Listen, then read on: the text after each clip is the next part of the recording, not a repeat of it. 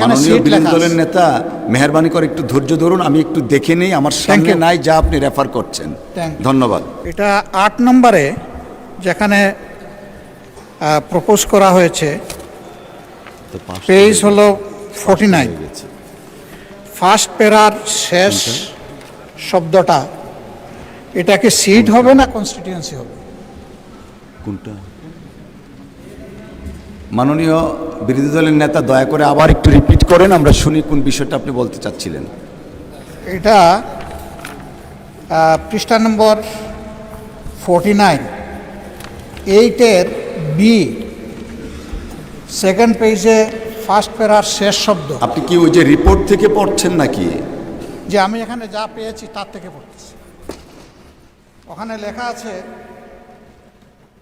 Returning officer shall by public notice declare such candidate to be elected to the seat or constituency. মাননীয় বিরোধী দলের নেতা মেহরবানি করে একটু ধৈর্য ধরুন, আমি একটু দেখে নেই, আমার সামনে নাই যা আপনি রেফার করছেন। ধন্যবাদ। কি হয়েছে?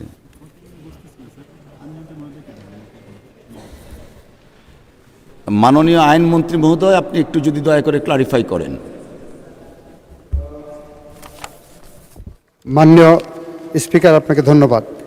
মাননীয় স্পিকার, এখন আমি এই বিলটার উদ্দেশ্য কারণ সংবলিত একটি বিবৃতি আপনার সামনে উপস্থাপন করার অনুমতি চেয়েছি।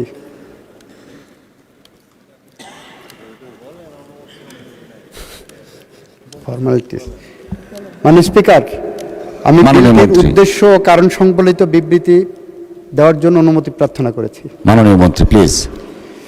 নির্বাচন সংশ্লিষ্ট কার্যক্রম সুষ্ঠুভাবে সম্পাদনের সুবিধার্থে representation of the people order 1972 সংশোধন ক্রমে representation of the people amendment ordinance 2025 এবং representation of people second amendment ordinance 2025 প্রণয়ন জারি করা হয়।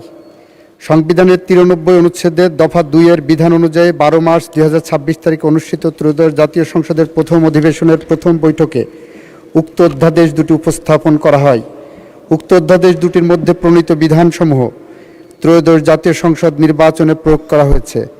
উক্ত অধ্যাদেশ দুটি ধারাবাহিকতা রক্ষার্থে সংবিধানের 93 অনুচ্ছেদের দফা 2-এর বিধান অনুযায়ী ত্রয়োদশ জাতীয় সংসদের প্রথম অধিবেশনের প্রথম বৈঠক হতে 30 দিনের মধ্যে সংসদে বিল আকার উপস্থাপন পূর্বক পাশ করতে হবে। তাই উক্ত অধ্যাদেশ দুটির বিধানাবলী সমন্বয়ে একটি আইন প্রণয়ন করা সমীচীন হবে। প্রস্তাবিত বিলটি আইনে পরিণত হলে জাতীয় সংসদের নির্বাচন সংশ্লিষ্ট কার্যক্রম আরও সুষ্ঠুভাবে সম্পন্ন করা সম্ভব হবে। মাননীয় স্পিকার, সে কারণে representation of the people order 1972 এর অধিকতর সংশোধনকল্পে আনিত বিলটি পাশ করা হোক।